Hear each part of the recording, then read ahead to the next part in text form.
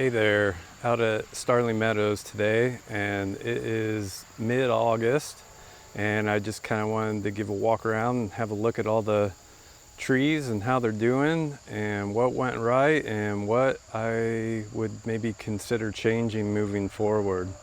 So you can see the paths and the shapes are starting to come in nicely. We'll just kind of have a walk around here and see. So we got some sunchokes growing here. These are Cornelia cherries. Those are ones I actually bought year-old seedlings and planted. Same with these Siberian pea shrubs. This here is a chestnut, and this is one of the chestnuts that I direct seeded. You can see it's just a little yellow, and I actually think that's from being wet. Surprisingly, we had an extremely wet spring, and this summer we've been getting a lot of rain, and it's really odd for us to get rain in August, but we have been. And I have, as you can see, I got a ring of wood mulch around this. So it's definitely, that seems to be a problem out here, is actually a little bit too much water. But I'm not going to complain. I definitely would not want to deal with having to water everything in a dry summer either, which I was expecting. Now this here is a chestnut. I bought a year-old seedling, and it's doing great. Actually, I found it was kind of hard for me to get all the chestnuts to actually make it to seedlings, so I'm glad I kind of interplanted these chestnuts. If you go back and watch the direct seeding video, you'll see that I placed these at about 15 feet from where the seedling is, and I actually just want these about 30 foot apart. So at some point one of them will probably have to go, but I'm just going to see which one ends up doing better. Let's see, we'll head over here, have a look at these. So I planted 3 hazelnuts. I picked one to kind of circle my ring around. So this is the one that I have. It's only about maybe 6 or 8 inches tall, but I'm suspecting that it has a really nice, deep, straight taproot under there. And then in the next year or two, it'll probably really perk up. And then you can see right here, I have another one. And it looks like there's another one right there. And I did this all the way down. Here's another one here. And we got another one right there outside of the ring. And we'll just see who ends up doing better. Yeah, these are looking pretty good though. Pretty happy with them. You can also see out here I have quite a bit of wild lettuce growing. I knocked some over here. I'm starting to kind of expose these to a little more sun, just so they can kind of take advantage of the last of the sun over the next month and a half or so. But I want to leave a lot of these kind of woody plants laying down out here. That'll kind of start the fungal network and get the process of turning this into a forest. These are some special bred hazelnuts. I bought 2-year-old seedlings from Canada and had them shipped. I want a diverse range of hazelnuts just for seed collection and starting other plants. So I'm just trying to get as many different breeds that I can. You can see it's doing well. It's sending up a lot of little shoots down underneath. Here's some more of those. So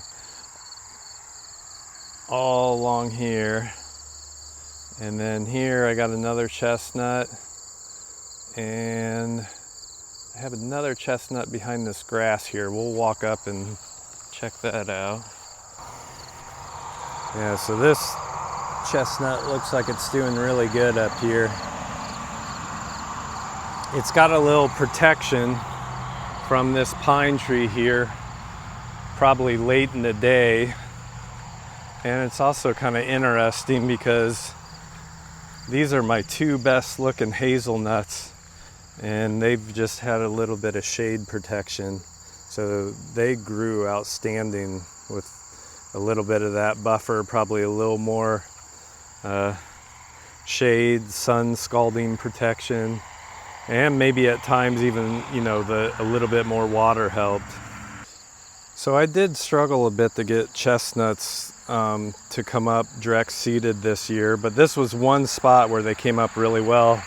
I'm not really sure what the difference was, but I will probably leave one of these guys, the best looking one, and I'll probably try to transplant these around if I feel like I can move them without disturbing the roots of the one that I'm going to leave here. Here we've just got some black raspberries. These I planted earlier in the spring. We got some more sunchokes. These are red raspberries here. They're doing well. They'll really produce next year. I planted those just from root fragments. And then here's some skirret. You can see a walking onion here. This is crones down in here. More red raspberries. You can see some of these raspberries coming on here. They'll definitely fill out over the next year. Here we got a couple, these are Iowa white peaches. Those came up from seed pretty well. I did not have any service berries come up from seed, so I'm definitely going to try that again next year. I would actually like to plant them this fall and then put down some protection and see how they do. I wasn't super successful on the pawpaws either. You can see I have one right down in here. But at home they did really good in the air prune boxes. I'm not sure if they got too wet out here and actually rotted, or if they got eaten by voles or something. I know that it could easily have happened. And then this was my black locust bed that I direct seeded. You can see it starts right down here, comes across, and back down to there. And this was about a 50-foot by 4-foot bed. And I planted kind of 2 rows, but I'm kind of trying to get them to zigzag across. But I was going to look at these a little closer today and maybe prune some of them. So what I'm going to do is I just want to give one tree a chance to grow really well. So obviously this tree is doing really well, and I'm just going to prune away this smaller tree. So for the next month and a half or so, it can really take advantage of all the benefits of growing by itself, the water and what's left of the sun as it starts to go away. So we'll see if I can do this here while holding the camera, but I'm just going to snip this guy really close to the soil and then just leave him lay there. It's hard to do, but it's got to be done if I want to end up with a really nice tree here. Figured I'd take a quick look at the garden here too. So I've got this 1, 2, and 3 Asian pears. Those are cultivars that I bought earlier in the spring. They're probably like 2-year-old trees. They're doing really well. They're in the garden area. The way I make my gardens, I did a video on this earlier in the spring, but I start out with potatoes and mulch. So I just throw down mulch and then I pull back the mulch and plant potatoes. And that works really good. That's what I do instead of tilling. So this bed was all full of onions. I just put down mulch and planted onions in it, and I pulled most of the onions in the last couple weeks, and then I just started. You can see some ryegrass, and then oats, and then I have peas in here. So the peas are going to trellis up the oats, and I also have some radish in here. These are daikon radish. I'll be eating those, but they'll also act as kind of a tillage radish if I leave them. So as I pull the onions, these cover crops will stay for the rest of the fall and kind of create a mulch. These are Yukon Gold potatoes. I'm leaving those for a while just to kind of cure under the mulch. This was a bed of Yukon tomato or potatoes also. And then I went through, you can kind of see the 4 rows, 1, 2, 3, 4 of carrots. And then at the very end, I have some beets planted way back there. And I pulled the mulch over to the left and I made this new bed with the leftover mulch after pulling the potatoes. So that'll be a bed I could use for garlic or potatoes next spring, but just making use of that mulch. But I think hindsight on the yard, I mean, overall, I'm really happy with the way everything turned out. There was a few plants that I never got few trees that I never got to germinate. One of them was hawthorn, and I assume that was like a double dormancy. So I'll continue the work with that. I also had planted some persimmons, and I never had any of the persimmons come up. They came up really well in the air prune boxes. So I don't know if it got pretty wet here. I don't know if they rotted in the ground. But here's a 1-year persimmons tree that was a seedling that I bought just in case they didn't come up. So I'm glad I have a few of those going out here. But all in all, I can't complain. I mean, I definitely got a good first year going on this. I think it was a little intense going from lawn to, say, chestnut or hazelnut. I started on this in the spring, so I just started from where I was at. But if I had the best time to start on this food forest, I would say start in the winter.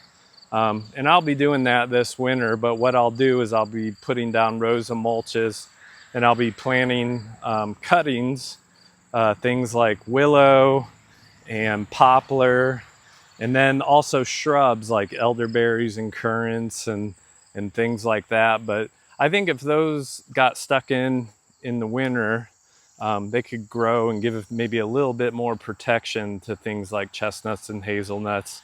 It'd be definitely a good first year thing to start off the food forest. But I started where I was, and we definitely have a good first season on this. All right, so I'm at Starling Forest. This is the current house I live at, and I have an air prune box, and I just planted a bunch of different plants in these, and these are just plants I'm raising up in case something doesn't make it out at Starling Meadows. So back here, I don't know if you can see them, I got hazelnuts growing back there, got some pawpaws, some more pawpaws. These are all persimmons. Got a big old peach in there. Got some sea berry, got some, these are black currants, got some other sea berries. Oh, these are honeyberries here that I started from seed. Looks like a couple mulberries. And then this was a much deeper air prune box, and because of all the rain, this one really struggled, but I have hazelnuts back here. I think they're actually gonna make it. They just look terrible. But they do have some green buds on them, and these are chestnuts, and they're not liking all the water either. And maybe the pH is off a little bit. Maybe they're showing a little iron deficiency too. And then down in here, these are all June berries. So I really hope those make it. I want those. But I've already started some trays of service berry or June berries and gummies for next season. So I'll try to continue making more videos about what I'm doing and how I'm going to fill in this food forest. Thanks for watching.